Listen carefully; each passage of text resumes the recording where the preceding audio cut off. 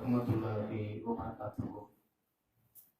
إن الحمد لله نحمده ونستعينه ونستغفره ونؤمن به ونتوكل عليه ونعوذ بالله من شرور أنفسنا ومن سيئات أعمالنا. من يهده الله فلا مضل له ومن يضلله فلا هادي له. وأشهد أن لا إله إلا الله وحده لا شريك له وأشهد أن محمدا عبده ورسوله. أما بعد، قال الله تعالى في القرآن العظيم: أعوذ بالله من الشيطان الرجيم. بسم الله الرحمن الرحيم. يا أيها الناس اتقوا ربكم الذي خلقكم من نفس واحدة وخلق منها زوجها وبث منهما رجالا كثيرا ونساء واتقوا الله الذي تسألون به والأرحام إن الله كان عليكم رقيبا. ويا أيها الذين آمنوا اتقوا الله حق تقاته ولا تموتن إلا وأنتم مسلمون. ويا أيها الذين آمنوا اتقوا الله وقولوا قولا سديدا يصلح لكم أعمالكم ويغفر لكم ذنوبكم ومن يطع الله ورسوله فقد فاز فوزا عظيما. கண்ணியத்திற்குரிய எல்லாம் வல்ல அல்லாஹ்வின் நல்லடியார்களே, அன்பார்ந்த இஸ்லாமிய சகோதர சகோதரிகளே, அல்லாஹ்வின் மகத்தான பேரருளால் புனிதமிக்க இந்த ரமலான் மாதத்தினுடைய இரவு தொழுகையை முடித்துவிட்டு அல்லாஹ்வுடைய மார்க்க பயானை கேட்பதற்காக நாம் எல்லாம் ஒன்றாக குழுமியிருக்கிறோம். இரண்டாவது பத்தான இந்த சிறப்புமிக்க ரமலானுடைய மாதத்தில இஸ்லாத்தின் அடிப்படை ஒழுக்கவியல், இஸ்லாம் கூறும் ஒழுக்கம் என்ற தலைப்பின் கீழ் பாவ மன்னிப்பை பற்றி நாம் நேற்றைய தினத்திலே பார்த்தோம். பாவங்களை பற்றி மார்க்கம் என்ன சொல்லுகிறது? ஒரு மூமின் பாவ செயலிலிருந்து எப்படி விலக வேண்டும்? பாவத்திலிருந்து ஒரு மூமின் தன்னை எப்படி தற்காத்துக் கொள்ள வேண்டும்? செய்த பாவத்திற்காக எவ்வாறு அல்லாஹ்விடத்திலே மன்னிப்பு கேட்க வேண்டும் என்பதை இஸ்லாம் நமக்கு மிகச்சிறந்த முறையிலே சொல்லி காட்டியிருக்கிறது. நபிகள் நாயகம் ஸல்லல்லாஹு அலைஹி வஸல்லம் அவர்கள் பாவங்களுக்காக வேண்டி மன்னிப்பு கூறுவது எவ்வளவு முக்கியத்துவம் வாய்ந்தது என்பதை நமக்கு சொல்லியிருக்கிறார்கள். அதுல இந்த பாவ செயல்களை பொறுத்த வரைக்கும் இஸ்லாம் பாவத்தை இரண்டு விதமாக பிரிக்கிறது. ஒரு விதமான பாவம் மனிதன் தனக்குத்தானே செய்து கொள்ளக்கூடிய பாவ செயல், அதாவது அல்லாஹ் எதை செய்யக்கூடாது என்று தடுத்திருக்கிறானோ, ஹராமாக்கி இருக்கிறானோ, அதே மாதிரி அல்லாஹ்வுடைய தூதர் நபிகள் நாயகம் ஸல்லல்லாஹு அலைஹி வஸல்லம் அவர்கள் எந்த பாவங்களை செய்யக்கூடாது என்று தடுத்திருக்கிறார்களோ அந்த மார்க்கத்தில் தடுக்கப்பட்ட பாவமான காரியத்தில ஒரு மனிதன் ஈடுபட்டு தனக்குத்தானே பாவத்தை செய்து கொள்வது ஒரு பாவம், அது ஒரு வகை. இரண்டாவது வகை என்னன்னு சொன்னா, தன்னை போன்று இருக்கக்கூடிய பிற மனிதர்களுக்கு பாவத்தை செய்வது. ஒரு வகையான பாவம் தனக்குத்தானே பாவத்தை செய்து கொள்வது, தனக்குத்தானே தீங்கிழைத்துக் கொள்வது. இரண்டாவது வகை பிற மனிதர்களுக்கு பாவத்தை செய்வது. இவர் பிற மனிதர்களுக்கு பாவத்தை செய்வதை பொறுத்த வரைக்கும் அதை மார்க்கம் எப்படி பார்க்கிறது, அதை மார்க்கம் எப்படி சொல்லுகிறது என்று சொன்னால், நபிகள் நாயகம் ஸல்லல்லாஹு அலைஹி வஸல்லம் சொல்லுகிறார்கள், யார் மனிதனுக்கு ஒரு பாவத்தை செய்கிறானோ, ஒரு மனிதனுக்கு பாவத்தை செய்யக்கூடிய மனிதன் அந்த மனிதன் மன்னிக்காத வரைக்கும் அல்லாஹ் மன்னிக்க மாட்டான்.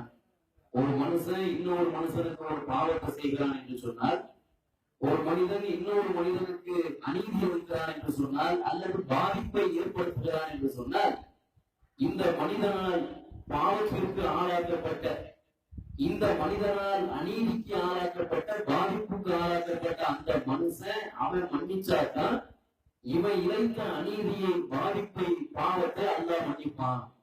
அந்த சம்பந்தப்பட்ட மனுஷன் மன்னிக்கல அப்படின்னு சொன்னா அல்லாஹ்வும் மன்னிக்க மாட்டான் என்று நபிகள் நாயகம் ஸல்லல்லாஹு அலைஹி வஸல்லம் சொல்கிறார்கள். இப்ப நான் ஒரு மனுஷனுக்கு பாவத்தை செய்யறேன், நான் செஞ்ச அந்த பாவத்தை என்னால் பாதிக்கப்பட்ட அந்த மனிதன் மன்னிச்சுதான் சொன்னா அல்லாஹ்வையும் மன்னிச்சிருவான். என்னால் பாதிக்கப்பட்ட மனுஷன் அந்த பாவத்தை மன்னிக்கிறான்னு சொன்னா, நான் செஞ்ச பாவத்தை மன்னிக்கிறேன்னு சொன்னா அல்லாஹ்வும் மன்னிக்க மாட்டான் என்பதை மார்க்கம் நமக்கு தெளிவாக சொல்லி காட்டுகிறது.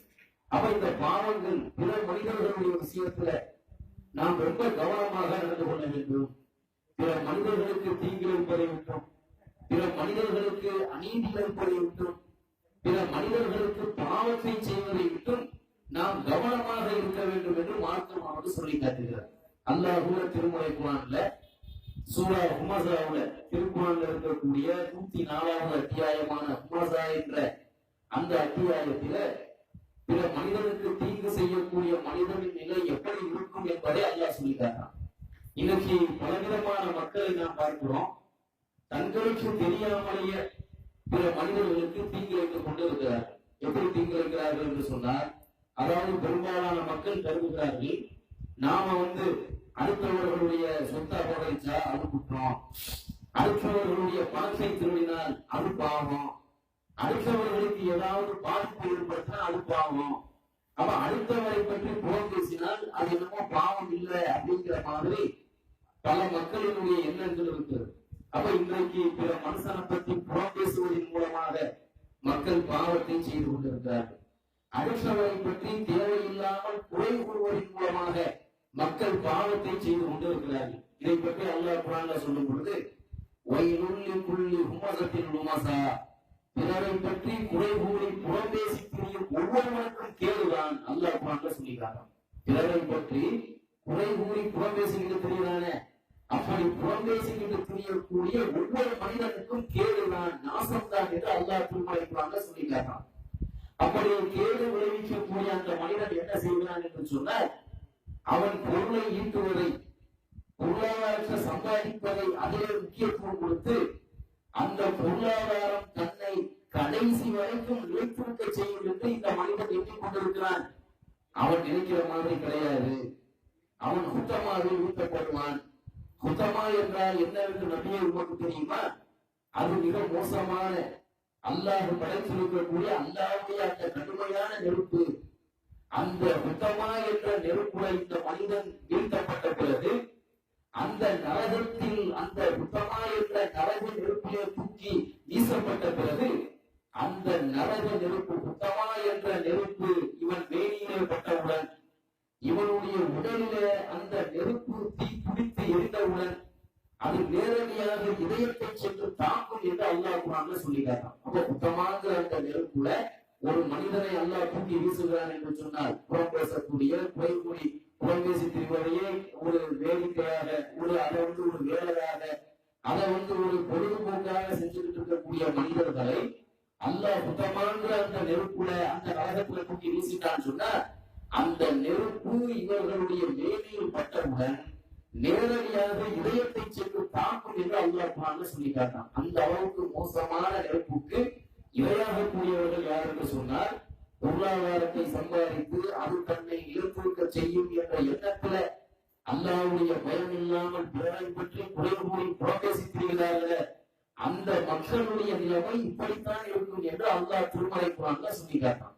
அதே இன்னொரு சூறாவில் அல்லாஹ் சொல்லும் போது, பிறருடைய குறைகளை நீங்கள் துருவி துருவி ஆராயாதீர்கள் என்று அல்லாஹ் சொல்லி காட்டான். பிறருடைய குறைகளை துருவி துருவி நீங்க ஆராயாதீங்க. மனுஷனா இருந்தா பல குறைகள் இருக்கத்தான் செய்யும். தன்னுடைய குறையை யார் பெருசா நினைக்கிறானோ அவன் பிறருடைய குறையை துருவ மாட்டான். அப்ப தனக்கு எவ்வளவோ குறைகள் இருக்கும், தனக்கு எவ்வளவோ தவறுகள் பாவங்கள் இருக்கும். அதை பத்தி எல்லாம் கவலைப்படுறது கிடையாது, அதை பத்தி நினைச்சு பார்க்கறது கிடையாது. நம்மள்கிட்ட இவ்வளவு பாவங்கள் இருக்குது, நம்மள்கிட்ட இவ்வளவு குற்றங்கள் இருக்குது, இவ்வளவு தவறுகளை நாம இவ்வளவு தவறான காரியங்களை செய்யறோம்ங்கிற அந்த எண்ணம் இருக்காது. ஆனா என்ன நினைக்கிறது, இவர் என்ன பண்றாரு, அவர் என்ன பண்றாரு, இவங்க வீட்டுல என்ன நடக்குது, அவங்க வீட்டுல என்ன நடக்குது, அவர் சரியா தொழுகிறாரா இல்லையா, நோன்பு வச்சாரா இல்லையான்னு சொல்லி சிலருடைய வேலையே என்னவா இருக்கும்னு கேட்டா அடுத்தவங்கள குறை கண்டுபிடிக்கிறத வேலையா இருக்கும். அப்ப இதை பத்தி அல்லாஹ் சொல்றான், பிறரை பற்றி நீங்கள் துருவி துருவி ஆராய்ச்சி பண்ணாதீங்க, பிறருடைய குறைகளை துருவி துருவி நீங்கள் ஆராயாதீர்கள் என்று அல்லாஹ் சொல்றான். அடுத்து அல்லாஹ் சொல்லும் போது, உங்களுடைய சகோதரன் ஒருவன் இறந்து கிடக்கிற நிலையில, அவன் மரணிக்க நிலையில, அந்த மரணித்த அந்த சகோதரனுடைய மாமிசத்தை சாப்பிடுவதற்கு உங்களுக்கு மனம் வருமா என்று அல்லாஹ் கேட்கிறான். இப்போ நம்மள மாதிரி ஒரு முஸ்லிமான சகோதரன் இறந்துட்டான், நம்மள மாதிரி ஒரு மனுஷன் இறந்து போயிட்டான், இறந்து போன அந்த மையத்தின் சடலத்தை சாப்பிடுவதற்கு, அந்த சடலத்தை அந்த மையத்துல உள்ள அந்த மாமிசத்தை சாப்பிடுவதற்கு நமக்கு மனசு வருமா? கண்டிப்பா வராது. எந்த ஒரு மனிதனும் தன்னுடைய சகோதரனின் மாமிசத்தை சாப்பிடுவதை விரும்பவே மாட்டான். அது மாதிரி தீமை தான் நீங்க அவனை பத்தி புறம் பேசுறது. ஒரு மூமினை பத்தி புறம் பேசுவதும் அவன் செத்து போன பிறகு அவனுடைய அந்த மாமிசத்தை சாப்பிடுறதும் ரெண்டும் ஒண்ணுதான் அப்படிங்கிற மாதிரி அல்லாஹ் திருமறைக்குனால சொல்லி காட்டான். நபிகள் நாயகம் ஸல்லல்லாஹு அலைஹி வஸல்லம் அவர்கள் ஒரு சந்தர்ப்பத்துல மக்களை பார்த்து கேட்கிறார்கள், சஹாபாக்களை பார்த்து கேட்கிறார்கள், மக்களை புறம் பேசுவது என்றால் என்னவென்று தெரியுமா அப்படின்னு மக்கள்கிட்ட ரசூலுல்லாஹ் கேட்கிறாங்க. அப்படி கேட்கும் போது சஹாபாக்கள் சொல்லுகிறார்கள், யார் ரசூலுல்லாஹ், புறம் என்றால் எங்களுக்கு என்னவென்று தெரியாது, அதை பத்தி அல்லாஹ்வுக்கும் அல்லாஹ்வுடைய தூதரான உங்களுக்கும் தான் தெரியும், எங்களுக்கு அதை பத்தி ஒண்ணும் தெரியாதுங்கிற மாதிரி சஹாபாக்கள் சொல்றாங்க. உடனே ரசூலுல்லாஹ் திரும்ப சஹாபாக்களுக்கு எத்தி வைக்கிறாங்க. புறம் என்று சொன்னார் உங்களுடைய சகோதரன்கிட்ட இருக்கக்கூடிய குறைகளை அவன் இல்லாத நேரத்துல பேசுறீங்க பாருங்க, அதான் புறம் அப்படின்னு ரசூலுல்லாஹ் சொல்றாங்க. உங்களுடைய சகோதரன்கிட்ட ஒரு குறை இருக்குது, அந்த குறையை காணக்கூடிய நாம என்ன பண்ணணும், நாம ஒரு மூமின், நான் ஒரு மூமினாக இருக்கிறேன், அப்ப நம்மள மாதிரி இன்னொரு மூமின் இருக்கிறான், அல்லாஹ்வை நம்பிக்கை கொண்ட ஒரு மூமின் இருக்கிறான், அவன்கிட்ட சில குறைகள் இருக்குது, அவன்கிட்ட சில தவறுகள் இருக்குது. அந்த மூமின் இந்த குறையை பார்க்கிறான், அதாவது தன்னுடைய சகோதரன்கிட்ட இருக்கக்கூடிய தவறுகளையும் குறைகளையும் இவன் பார்க்கிறான். பார்க்கக்கூடிய இவன் என்ன செய்யணும்னு சொன்னா அவன்கிட்ட நேரடியா சொல்லி காட்டி திருத்தான். உன்கிட்ட இந்த தவறு இருக்கு, இதுல இருந்து திருத்திக்க, உனக்கு இந்த குறைகள் இருக்கு, இதுல இருந்து திருத்திக்கன்னு சொல்லி நேரடியா அடுத்தவங்கள்ட்ட சொல்லி அசிங்கப்படுத்தாம, 4 பேரை வச்சுக்கிட்டு கேவலப்படுத்துற மாதிரி அவன் முறையை சுட்டி காட்டாம தனிப்பட்ட முறையில கூப்பிட்டு உன்னுடைய தவறை நீ திருத்திக்க, நீ செய்யற பாவத்துல இருந்து திருந்து உன்னுடைய குறைகளை சரி செஞ்சுக்கன்னு சொல்லி இவன் அவன்கிட்ட நேரடியா சொல்றதுக்கு தான் மார்க்கத்துல அனுமதி இருக்கு. நிறைய பேருக்கு நேர்ல சொல்றதுக்கு தைரியமே வராது. எவ்வளவு குறைகள் இருக்கும், தன்னுடைய சகோதரர்கள்ட்ட தன்னுடைய நண்பர்கள்ட்ட நிறைய குறைகளை பார்ப்பாங்க, ஆனா சொல்றதுக்கு மனசு வரும். இருந்தாலும் கூட அந்த தைரியம் பட்டாதனால என்ன பண்ணுவாங்க, சொன்னா தப்பா நினைச்சுக்குவாரோ, சொன்னா நம்ம மேல கோவப்பட்டுருவாரோ, சொன்னா நமக்கு இவருக்கு உள்ள ஃப்ரெண்ட்ஷிப் உடஞ்சு போயிடுமோ அப்படிங்கிற மாதிரி ஒரு எண்ணத்துல என்ன பண்ணுவாங்கன்னு கேட்டா அவர் குறைய பார்த்துட்டு கண்டுக்காம விட்டுருவாங்க, சொல்லவே மாட்டாங்க. நேரடியா சொல்றதுக்கு தைரியம் வராது. நேரடியா சொல்றதுக்கு தைரியம் வராதுன்னா என்ன பண்ணணும், அடுத்தவங்கள்ட்ட சொல்லக்கூடாது, அப்படியே விட்டுரும். ஒண்ணு நேரடியா தைரியமா சொல்லணும், நேரடியா சொல்றதுக்கு தைரியம் இல்லைன்னு சொன்னா அடுத்த ஆளுகிட்ட சொல்லக்கூடாது, அதான் முக்கியமான விஷயம். அப்ப நேரடியா சொல்றதுக்கு பயந்துகிட்டு என்ன பண்றது, சம்மதம் இல்லாத அடுத்த நபர்கள்ட்ட போய் சொல்றது, அவர் அதை செஞ்சாரு, இவர் இதை செஞ்சாரு, என் ஃப்ரெண்ட்கிட்ட இந்த மாதிரி தவறு இருக்கு, அவர்கிட்ட அந்த மாதிரி குறைகள் இருக்குன்னு சொல்லி இதையே வேலையா செய்யறது. அப்ப இந்த மாதிரி செய்யறதுதான் ரசூலுல்லாஹ் சொல்றாங்க, உங்களுடைய சகோதரன்கிட்ட இருக்கக்கூடிய குறைகளை அவன் இல்லாத நேரத்துல அதை பத்தி நீங்க பேசுறீங்களே அதுதான் புறம் அப்படின்னு ரசூலுல்லாஹ் சொல்றாங்க. இதை சொல்லும் போது சஹாபாக்கள் கேட்கிறாங்க, யார் ரசூலுல்லாஹ், நாங்க சொல்லக்கூடிய குறை அவர்கிட்ட இருந்தாலும் அது குற்றமாகுமா? நாங்க ஒரு குறைய எங்களுடைய சகோதரன் இல்லாத நேரத்துல பேசுறோம், எங்களுடைய நண்பனுடைய குறைய, எனக்கு தெரிஞ்சவனுடைய குறைய அவன் இல்லாத நேரத்துல பேசுறேன், அப்ப நான் பேசுற குறை அவன்கிட்ட இருந்தாலும் அது புறமாகுமா அப்படின்னு சஹாபாக்கள் கேட்கிறாங்க. அதுக்கு ரசூலுல்லாஹ் பதில் சொல்றாங்க, அவன்கிட்ட இருக்கிற குறைய அவன் இல்லாத நேரத்துல பேசுனா அதுக்கு பேர் புறம், அவன்கிட்ட இல்லாத ஒண்ண சொன்னா அதுக்கு பேர் அவதூறு. அவன்கிட்ட இல்லாத ஒரு குற்றத்தை இருக்கிறதா நீ சொன்னேன்னு சொன்னா அது அவதூறு, அதுக்கு பேர் இஸ்லாத்துல புறம் கிடையாது. இப்ப நான் ஒரு ஆளை பத்தி பேசுறேன் அப்படின்னு சொன்னா அவர்கிட்ட இருக்கிற தவற பேசுனா அவர் இல்லாத நேரத்துல 4 பேருக்கு அசிங்கப்படுத்துறதுக்காகவோ அல்லது அவருடைய பேரை டேமேஜ் பண்றதுக்காகவோ 4 பேர்கிட்டையோ அல்லது ஒருத்தர்கிட்டையோ அவருடைய குறைய இன்னொரு ஆளுக்கு நான் சொன்னேன்னு சொன்னா நான் சொன்ன குறை அவர்கிட்ட இருந்தா அது புறங்கிற பாவத்தை சேர்ந்துடும். நான் ஒரு குறைய சொன்னேன், அது அவர்கிட்ட இல்லவே இல்லை, அது என்னவாகும்னா அவதூறா போயிடும். அப்ப இல்லாத ஒண்ண நீங்க சொன்னா அதுக்கு பேர் அவதூறு, இருக்கிறத சொன்னா அதுக்கு பேர் புறம். இதை ரசூலுல்லாஹ் தெளிவா சொல்றாங்க. அப்ப இதெல்லாம் மார்க்கத்தில் தடுக்கப்பட்ட ஒரு குற்றமான காரியங்களாக இருக்குது. அதே மாதிரி நபிகள் நாயகம் ஸல்லல்லாஹு அலைஹி வஸல்லம் அவர்கள் நாளை மறுமை நாள்ல மனிதர்களுக்கு தீங்கு செய்த காரணத்தினால், பிற மனிதர்களுக்கு பாதிப்பை ஏற்படுத்திய காரணத்தினால் சொர்க்கம் செல்ல முடியாத ஒரு மனுஷனை பத்தி ரசூலுல்லாஹ் சொல்றாங்க. எப்படி சொல்றாங்கன்னா, மக்களே முஃப்லிஸானவன் என்றால் யாருக்கு தெரியுமா அப்படின்னு மக்கள்கிட்ட கேட்கிறாங்க, சஹாபாக்கள் கேட்கிறாங்க. முஃப்லிஸ்னா யார் அப்படின்னு சொன்னா, அந்த முஃப்லிஸ் என்ற அந்த வார்த்தைக்கு அர்த்தத்தை அகராதியில தேடும் போது முஃப்லிஸ் என்று சொன்னால் திவாரானவன் என்று அர்த்தம்.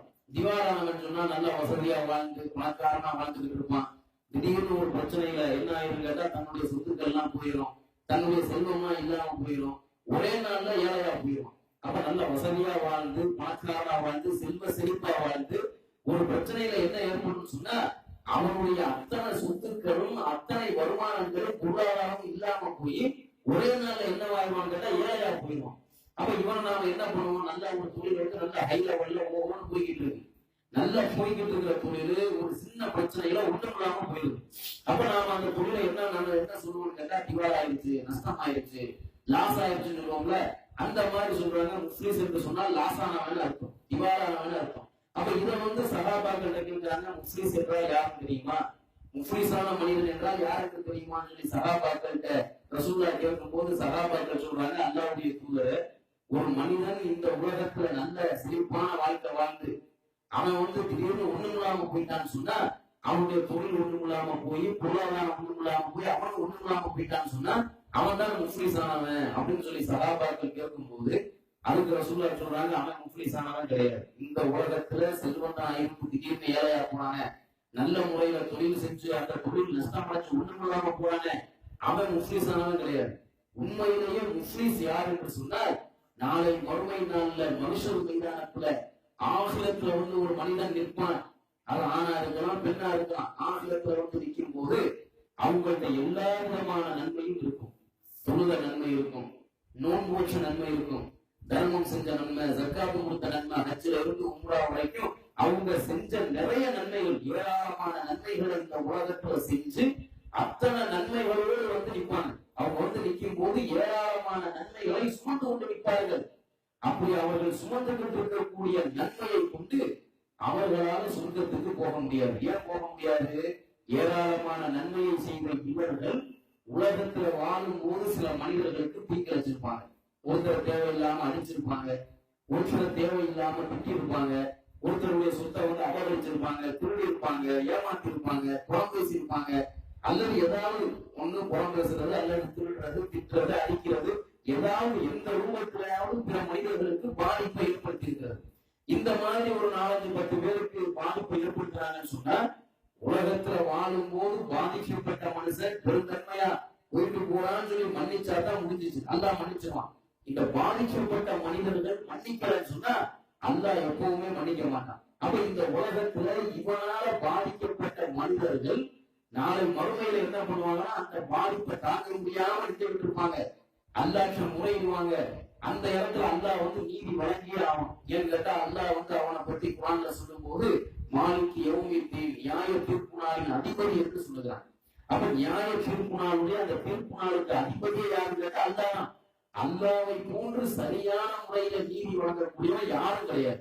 நீதி வழங்குற விஷயத்துல அல்லாஹ்வை மாதிரி நீதி வழங்கக்கூடியவன் உலகத்துல யாரும் கிடையாதுன்னு சொல்லி அல்லாஹ் சொல்றான். அப்படி பாதிக்கப்பட்ட மக்கள் அல்லாஹ்ட்ட முறையிடும் போது அல்லாஹ் என்ன பண்ணுவான்னு கேட்டா, இந்த மனுஷனால உலகத்துல ஏராளமான நன்மைகளை சம்பாதிச்சுட்டு வந்து நன்மையோடு ஆகிரத்துல வந்து நிக்கிறான இந்த மனுஷனால பாதிக்கப்பட்டவங்க அல்லாஹ்ட்ட முறையிடும் போது இவன் செஞ்ச நன்மைகளை எல்லாம் முடிஞ்சு அல்லாஹ் கொடுத்துரும். இவனால இவன்ட்ட அடி வாங்கினவங்க, இவன்ட்ட திட்டு வாங்கினவங்க, இவனால வந்து திருடு கொடுத்தவங்க, இவனால வந்து மோசடிக்கு ஆளானவங்க, இப்படிப்பட்ட அல்லாஹ்ட்ட எல்லாரும் முறையிடும் போது இவர்கள் செஞ்ச நன்மைகளை எல்லாம் கொஞ்சம் கொஞ்சமா புடுங்கி அல்லாஹ் வந்து கொடுத்துருவான். கடைசியில பார்க்கப்போனா நன்மையே இருக்காது. இந்த துனியாவுல செஞ்ச தொழுகையில இருந்து அமல்கள்ல இருந்து எந்த அமலும் என்ன இருக்காது, ஆகிரத்துல ஒண்ணு இருக்காது. எல்லா அமல்களும் ஒட்டுமொத்தமா போயிடும். போனதுக்கு பிறகும் 4-5 பேர் வந்து நிக்கிறாங்க. இப்போ இவங்க ஏற்கனவே சில மனிதர்களுக்கு தீங்கு செஞ்சு இவனால தீங்கிழைக்கப்பட்ட மக்கள் அல்லாஹ்ட்ட இருந்து நன்மை என்ன செஞ்ச நன்மையெல்லாம் பிடிக்கிட்டு போயிட்டாங்க. இவன் செஞ்ச ஏராளமான நன்மைகளை வாங்கிட்டு போயிட்டாங்க, பிடிக்கிட்டு போயிட்டாங்க. போனதுக்கு அப்புறம் சில மக்கள் வந்து அல்லாஹ்ட்ட முறையிடுறாங்க, அல்லாஹ் நாங்களும் இவனால பாதிக்கப்பட்டோம், எங்களுக்கு நீதி வழங்க அல்லாஹ்ட்ட கேட்கிறாங்க. அப்ப அல்லாஹ் என்ன பண்ணுவான், இவன்கிட்ட இருந்து புடுங்கிறதுக்கு நன்மை இல்லை, எல்லா நன்மையும் பிடிக்காச்சு. ஏற்கனவே இவன் செஞ்சுட்டு வந்த அத்தனை நன்மைகளையும் புடுங்கி இவனால பாதிக்கப்பட்ட மக்களுக்கு கூட அல்லாஹ் கொடுத்துட்டான். அவங்க நன்மையை கொண்டு போயிட்டாங்க. அப்ப இவன்கிட்ட இருந்து புடுங்கிறதுக்கு நன்மை இல்லை. அப்ப அல்லாஹ் என்ன பண்ணுவான், அந்த இடத்துல நன்மை இல்லை நீங்க போங்கன்னு சொல்லி அல்லாஹ் விட்டுட்டான், அந்த மக்களை இறக்கி விட்டான்னு சொன்னா அந்த மக்களுக்கு அல்லாஹ் நீதி வழங்கலைங்கிற மாதிரி ஆயிடும். சில பேருக்கு அல்லாஹ் நன்மையை புடுங்கி கொடுத்துட்டான், சில பேருக்கு நன்மையை புடுங்கி கொடுக்காம நன்மை இல்லைங்கிறதுக்காக அல்லாஹ் அவங்களுக்கு நீதி வழங்கலைங்கிற மாதிரி போயிடும். அப்ப அல்லாஹ் என்ன பண்ணுவான், புடுங்கிறதுக்கு நன்மை இருக்காது. உடனே அல்லாஹ் என்ன பண்ணுவான்னு கேட்டா, இவர்கள் செய்த குற்றம் இருக்குல்ல, இவர்கள் உலகத்துல வாழும் போது சில குற்றத்தை செஞ்சிருப்பாங்க. இந்த மனுஷனால இந்த நன்மையை செஞ்சு நன்மையை பறிகொடுத்த இந்த மனிதனால பாதிக்கப்பட்ட மக்கள் உலகத்துல மனிதர்களுங்கிற அடிப்படையில் அவங்கள்ட்ட சில பாவங்கள் குற்றங்கள் இருக்கும், பாவங்களை செஞ்சிருப்பாங்க, குற்றத்தை செஞ்சிருப்பாங்க.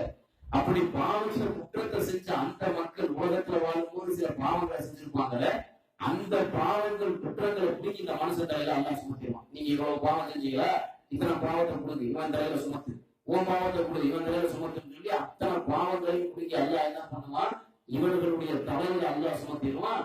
கடைசியில இவன் நாம என்ன ஆகும், கஷ்டப்பட்டு துணியாவுல ரொம்ப சிரமப்பட்டு நன்மைகளை சம்பாதிச்சு அந்த நன்மைகளை 4 பேர்கிட்ட கொடுத்துக்கிட்டு 10 100 பேர்கிட்ட கொடுத்துக்கிட்டு அடுத்தவர்கள் செய்த பாவத்தையும் தன்னுடைய தலையில சுமந்துக்கிட்டு கடைசியில இந்த மனுஷன் போய் சேரக்கூடிய இடம் எது, நரகத்துக்கு தான் போவான்.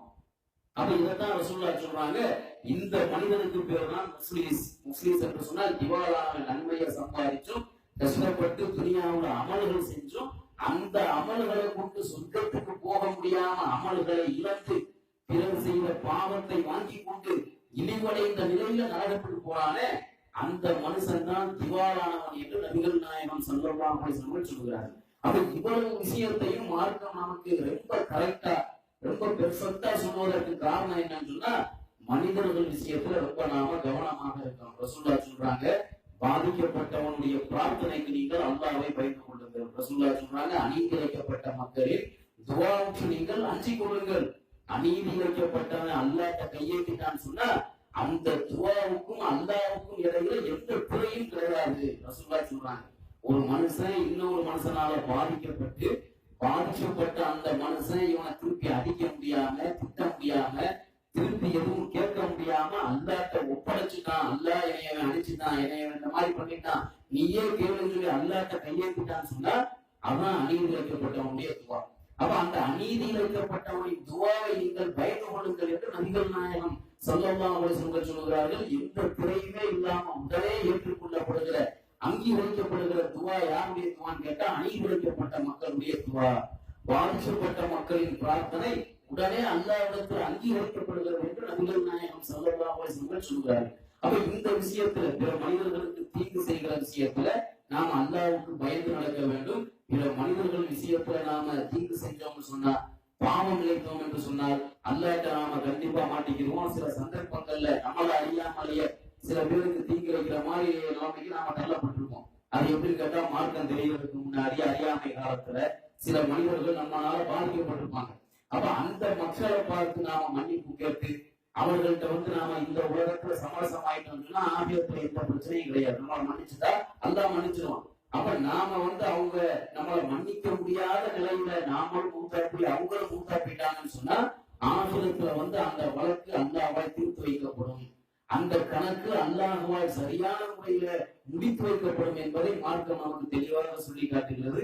இந்த விஷயத்துல நாம அல்லாஹ்வுக்கு ரொம்ப பயந்து கொள்ள வேண்டும். அப்ப இதைத்தான் ரசூலுல்லாஹ் சொல்றாங்க, மனிதனுக்கு செய்யக்கூடிய பாவத்தை மனிதன் மன்னிக்காத வரைக்கும் அல்லாஹ் மன்னிக்க மாட்டான். அப்ப மனுஷனுக்கு செய்யக்கூடிய பாவங்களை தவிர்த்து நமக்கு நாம சில பாவங்களை செஞ்சு அதுக்காக அல்லாஹ் நாம தௌபா செஞ்சா அந்த பாவங்களை அல்லாஹ் கண்டிப்பாக மன்னிக்கக்கூடியவனாக, அந்த குற்றங்களுக்காக அல்லாஹ்விடத்தில் தௌபா செய்யும் போது நம்முடைய தௌபாவை அல்லாஹ் ஏற்றுக்கொள்ளக்கூடியவனாக இருக்கிறான். நபிமார்கள் செஞ்ச துவாவை, நபிமார்கள் கேட்ட பாவ மன்னிப்பை அல்லாஹ் திருமறை குர்ஆன்ல நமக்கு படிப்பினையாக சொல்லி காட்டான். நபிமார்களை பொறுத்த வரைக்கும் ஆதம் அலைஹிஸ்ஸலாத்து வஸலாம் அவர்கள் அல்லாஹ் தடுத்த ஒரு காரியத்தை செஞ்சு அதுக்காக அல்லாஹ்ட்ட எப்படி பாவ மன்னிப்பு தேடினாருங்கிறத அல்லாஹ் குர்ஆன்ல தெளிவா சொல்லி காட்டான். இறைவா, எங்களுக்கு நாங்களே அநீதி இழைத்துக் கொண்டோம், எங்களுக்கு நாங்களே பாவத்தை செஞ்சுட்டோம், நீ மட்டும் எங்களை மன்னிக்கணும்னு சொன்னா நாங்கள் நஷ்டமடைந்தவர்களாக மாறிவிடுவோம் என்று ஆதம் அலைஹிஸ்ஸலாத்து வஸலாம் அவர்கள் அல்லாஹ் தடுத்த ஒரு சின்ன காரியத்தை செஞ்சுக்கிட்டு அதற்காக வேண்டி அல்லாஹ்ட்ட பாவம் மன்னிப்பு தேடினாங்க, தௌபா செஞ்சாங்கன்னு சொல்லி அல்லாஹ் குர்ஆன்ல சொல்லி காட்டான். அதே மாதிரி மூசா அலைஹிஸ்ஸலாத்து வஸலாம் அவர்களுடைய துஆவும் நமக்கு ஒரு மிகப்பெரிய படிப்பினையாக இருக்கிறது. சூரா கஸஸ்ல திருக்குர்ஆன்ல இருக்கக்கூடிய 28வது அத்தியாயமான கஸஸ் என்ற அந்த அத்தியாயத்தை நீங்க எடுத்து பார்த்தீங்கன்னு சொன்னா அந்த கஸஸ் அத்தியாயத்துல மூசா நபியுடைய வரலாறு தெளிவாக பதிவு செய்யப்பட்டிருக்கு. அப்ப அந்த 28வது சூறாவுல 15வது வசனத்தை நீங்க எடுத்து பார்த்தீங்கன்னு சொன்னா மூசா நபி ஒரு தவறு செஞ்சாருன்னு அல்லாஹ் சொல்லி காட்டணும். என்ன மாதிரி தவறு செஞ்சாரு? அது மார்க்கத்துல குற்றம் தான், அவர் செஞ்சது குற்றம். ஆனா அது வேணும்னே இந்த குற்றத்தை செய்யணுங்கிற நோக்கத்துல அவர் செய்யல. அவர் யதார்த்தமா ஒரு காரியத்தை கையில எடுக்க போய் யதார்த்தமா ஒரு மனுஷனை அடிக்க போய் குத்த போய் அவன் உயிரை கூட நிலைமை ஏற்பட்டுச்சு. அப்ப அது அல்லாஹ் குர்ஆன்ல சொல்றான். 28வது சூறாவுல 15வது வசனத்தை நீங்க எடுத்து பார்த்தீங்கன்னு சொன்னா அதுல அல்லாஹ் சொல்லி காட்டுறான், மூசா நபி சமுதாயத்தை சேர்ந்த மூசா நபியுடைய கூட்டத்தை சேர்ந்த ஒருவனுக்கும் ஃபிரௌனுடைய கூட்டத்தை சேர்ந்த ஒருவனுக்கும் யுத்தம் நடக்குது, சண்டை நடக்குது.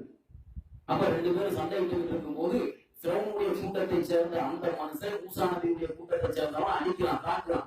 அப்ப அந்த வழியா மூசா நபி போகும்போது அடிவாங்கக்கூடிய மூசா நபி கூட்டத்தை சேர்ந்த அந்த மனுஷன் மூசா நபியை உதவிக்கு கூப்பிடலாம். மூசாவே இவனை அடிக்கிறான் பாருங்க, எனக்கு உதவி செய்யுங்க, இவன் இருந்து காப்பாற்றுங்கன்னு சொல்லி அவர் முறையிடுறார்.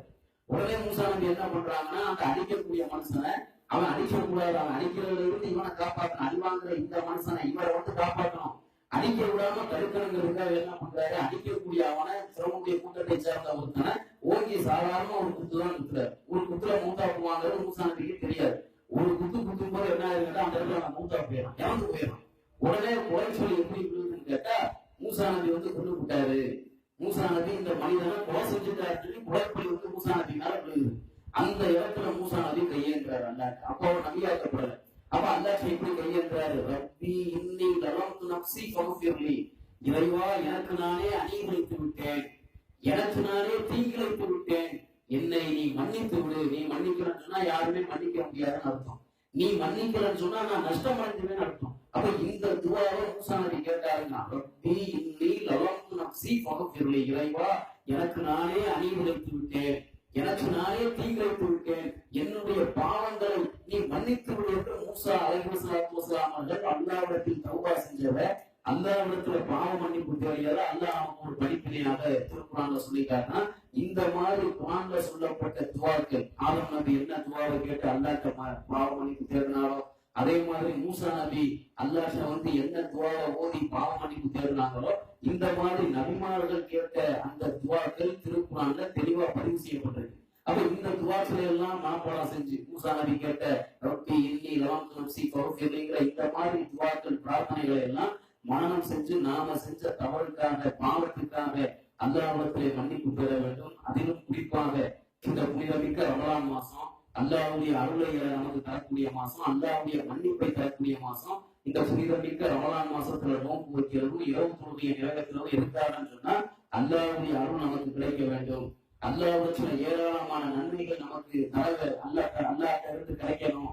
அதே மாதிரி அல்லாஹ்ட்ட இருந்து நமக்கு மன்னிப்பு கிடைக்கணும், அல்லாஹ் நமக்கு மன்னிப்பு தரணும், நன்மையை தரணும், அவனுடைய அருளை நம் மீது இறக்கி வைக்கணுங்கிற நல்ல எண்ணத்துலதான் என்ன பண்றோம்னு கேட்டா கஷ்டப்பட்டு சிரமமா இருந்தா கூட, எவ்வளவோ கஷ்டமா இருந்தா கூட நோன்பு வச்சிடறோம், இரவு தொழுகையை நிறைவேற்றுறோம். இரவு தொழுகையை நிறைவேற்றுறது சில அசௌகரியங்கள் ஏற்படுது. நோன்பு வைக்கும் போது சில கஷ்டங்கள் வரத்தான் செய்யுது. அப்ப கஷ்டத்தை எல்லாம் தாங்கி கொண்டு பொறுத்து கொண்டு கஷ்டம் எவ்வளவு வந்தாலும் பிரச்சனை இல்லைன்னு சொல்லி அதை சகித்துக்கிட்டு நாம நோன்பு வைக்கிறதும் இரவு தொழுகையில் ஈடுபடணும். எதுக்காகன்னு சொன்னா அல்லாஹ்விடத்துல நன்மையை பெற வேண்டும், மன்னிப்பை பெற வேண்டும், அல்லாஹ் நம்மளை மன்னிக்கணுங்கிறதுக்காகத்தான் இந்த அமல்களை செய்யறோம். அப்ப இந்த புனிதமிக்க ரமலான் மாசத்துல அமல் செய்யக்கூடிய நாம துவாக்களை ஓதி அமல்களை செஞ்சு பாவ மன்னிப்பு தேட வேண்டும். இந்த ரமலான்ல கடைசி பத்துல ஓதுவதற்கென்று அல்லாஹ்வுடைய தூதர் ஒரு துவாவை நமக்கு கற்றுத் தந்திருக்கிறார்கள். அப்ப அந்த துவாவை ஓதி நாம அல்லாஹ்விடத்துல மன்னிப்பு தேட வேண்டும், பாவ மன்னிப்பு போட வேண்டும். அது என்ன துவா என்று சொன்னால், அல்லாஹும்ம இன்னக அஃபூன் துஹிப்புல் அஃப்வ ஃபஃபு அன்னி, இறைவா பாவங்களை நீ மன்னிக்கக்கூடியவன், பாவ மன்னிப்பு கோருவதை நீ விரும்பக்கூடியவன், என்னுடைய பாவங்களை நீ மன்னித்து விடு. இறைவா நீதான் பாவத்தை மன்னிக்கிறாய், பாவ மன்னிப்பு தேடுவதை நீ விரும்பக்கூடியவனாக இருக்கிறாய், என்னுடைய பாவங்களை மன்னித்து விடு என்று சொல்லி இந்த துவாவை அல்லாஹும்ம இன்னக அஃபூன் துஹிப்புல் அஃப்வ ஃபஃபு அன்னி என்ற இந்த துவாவை பெருமானார் ஸல்லல்லாஹு அலைஹி வஸல்லம் ரமலானுடைய கடைசி 10 இரவுல ஒற்றைப்படையான லைலத்துல் கத்ருடைய இரவுல இந்த துவாவை ஓதி அல்லாஹ்விடத்துல தௌபா செய்ய சொல்லி நமக்கு அல்லாஹ்வுடைய தூதர் காட்டி தந்திருக்கிறார்கள். அதே மாதிரி அல்லாஹ்வுடைய தூதர் தொழுகையில சஜ்தா செய்யும் போது சஜ்தாவுல அல்லாஹ்வை புகழ்ந்துவிட்டு அல்லாஹும்ம அஃபிர்லி அல்லாஹும்ம அஃபிர்லி, இறைவா என்னுடைய பாவங்களை மன்னித்து விடு, இறைவா என்னுடைய பாவங்களை மன்னித்து விடு என்று நபிகள் நாயகம் ஸல்லல்லாஹு அலைஹி வஸல்லம் பாவ மன்னிப்பு தேடினார்கள், தௌபா செய்தார்கள் என்று ஹதீஸ்களிலே வருகிறது. அந்த அடிப்படையில் இந்த சஜ்தாவுடையும் அல்லாஹ்விடத்தில் கையேந்தியும் பாவ மன்னிப்பு தேடக்கூடிய மக்களாக நாம் பாவ மன்னிப்பு தேடக்கூடிய தௌபா செய்யக்கூடிய ஒரு பழக்கத்தை ஏற்படுத்தி கொண்டு இந்த புனிதமிக்க ரமலான் மாசத்துல அமல் செய்யக்கூடிய நாம ஒவ்வொரு சந்தர்ப்பத்திலும் அல்லாஹ்விடத்துல கையேற்றும் பொழுது துவா செய்யும் பொழுதெல்லாம் நம்முடைய தவறுக்காக பாவங்களுக்காக அல்லாஹ்விடத்துல மன்னிப்பு தேட வேண்டும். அப்படி மன்னிப்பு தேடக்கூடிய நன்மக்களாக வாழ்வதற்கு நம் எல்லோருக்கும் அல்லாஹ் அருள் புரிய வேண்டும். இன்னும் மூமின்களிடம் இருக்கக்கூடிய ஒழுக்கங்கள் பண்புகளை இன்ஷா அல்லாஹ் வரக்கூடிய நாட்களிலே நாம் பார்ப்போம் என்று கூறி என்னுடைய இந்த உரையை முடித்துக் கொள்கிறேன். வாஹிரு தாவானா அல்ஹம்துலில்லாஹி ரப்பில் ஆலமீன். அஸ்ஸலாமு அலைக்கும் வரஹ்மத்துல்லாஹி வபரகாத்துஹு.